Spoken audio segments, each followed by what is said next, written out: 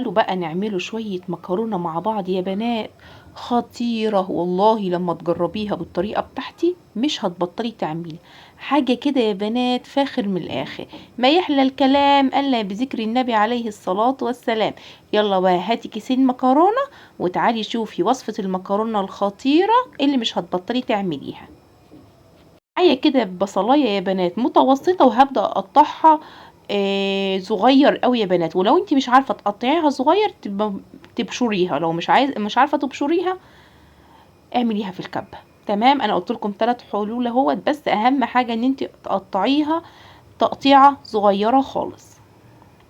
بعد ما قطعتها يا بنات جبت 3 فصوص توم وقطعتهم قطع صغيرة برضو نفس الكلام.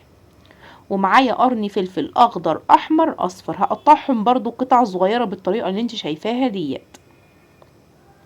عسل كده، وقرن سبايسي كمان يا بنات، وده على حسب رغبتكم. قطعت الخضار بتاعك كله. يلا بقى نجيبه كده حلة على البوتاجاز وتعالوا نشوفوا هنعمله ايه.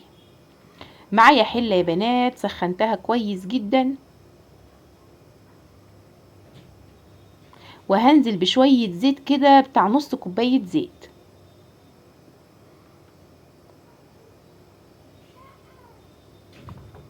وقطعة سمنة فلاحي ودي على حسب رغبتك. نسيبوها تسخن كويس. عقبال ما تسخن اكون حضرت المكرونة. انا عملت يا بنات كيسين مكرونة صغيرة، والمكرونه دي بصراحه بتبقى حلوه مع الاسباجيتي ومع الصغيره يا بنات، فده احسن اختيار للمكرونه يعني بالطريقه ديت. حطيت كده الكيسين يا بنات. تعالوا بقى نشوفوا الزيت معايا بعد ما سخن. نزلت البصلايه الاول بالبصلايه اللي انا مقطعه قطع صغيره، هبدا اشوحها كده. بعد ما حسيت ان هي اتشوحت كده هنزل ال3 فصوص توم اللي انا قطعتهم قطع صغيره، هديلهم تشويحه برضو يا بنات. وبعد كده بقى هنزل بالفلفل بتاعي. ايوه كده.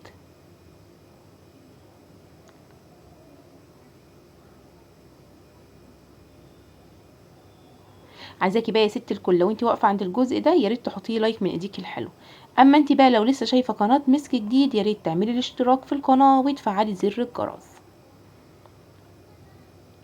خلاص كده يا بنات انا حسيت كده ان البصليه تمام. هبدا بقى انزل بالطماطم بتاعتي. لو انت عندك طماطم متفرزه هتنزلي بيها، ما عندكيش طماطم هتضربي كيلو طماطم في الخلاط وهتحطي معلقتين كبار صلصه عليه. اما الطماطم بتاعتي دي متسبكه يا بنات ومش محتاجه حاجه خالص. هحط بقى نص معلقه سكر،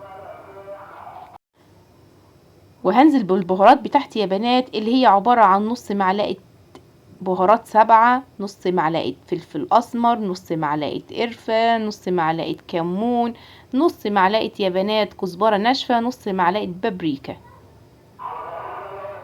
لو عايزة تخليها حراقة أبقى أحط لها نص معلقة شطة.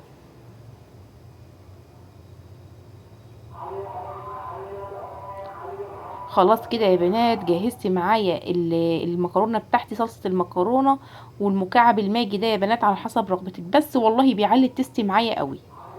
وهحط شويه ملح كمان. قلبيها بقى تقليبه كده عشان البهارات كده تبدا تاخد وتدي مع بعض. ايوه كده.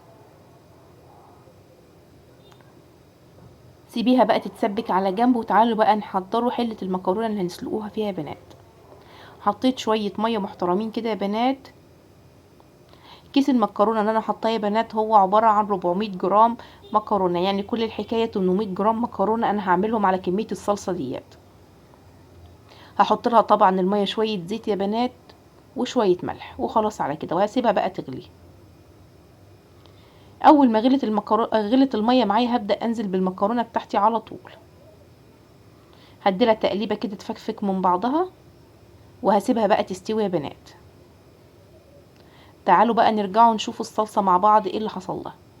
بصوا بقى يا بنات الصلصه تمام كده، وتعرفي صلصتك اللي هي اتسبكت ازاي.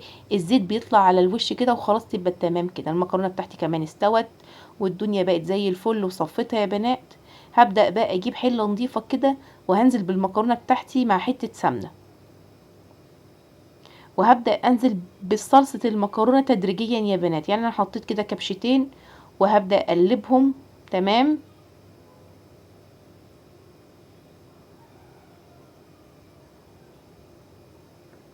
هبدأ انزل بالمكرونة نصها التاني وهبدأ انزل. خلاص كده يا بنات. احسن حاجة للمكرونة ان انتي تقلبي الصلصة بتاعتها على مرتين. هبدأ انزل برضو بصلصة الطماطم واديلها التقليبة برضو. تمام. ايوه كده. كده انتوا تضمني ان الصلصة بتاعتك ايه دخلت في كل حتة في المكرونة، ومفيش حاجة اسمها ما خدتش صلصة مكرونة. تمام يا بنات. تمام. طبعا بقى المكرونة دي عايزة تقدميها مع لحمة مسلوقة. تمام. عايزة تقدميها مع فراخ. تمام مسلوقة برضو.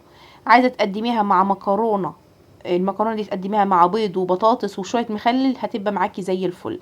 كفتة هتبقى معاكي زي الفل. انا هتطلع كده 5 دقايق على البوتاجاز بس كده تتبخر معايا، والمكرونة بتاعتي جهزت معايا وبقت زي الفل يا بنات. هبدأ بقى اغرفها معاكم. انا كنت اليوم ده يا بنات عاملة محمرة بطاطس وسلقة بيض. تمام. وشوية مخلل، وكانت أكلة زي الفل. تعالوا بقى شوفوا جمال المكرونة يا بنات. حاجة كده عظمة والله العظيم، فاخر من الآخر يا بنات. جربوها بطريقتي إن شاء الله تعجبكم. و... و... أكلة مشبعة يا بنات، والأطفال كلهم بيحبوها. مفيش طفل ما بيحبش المكرونة يا بنات.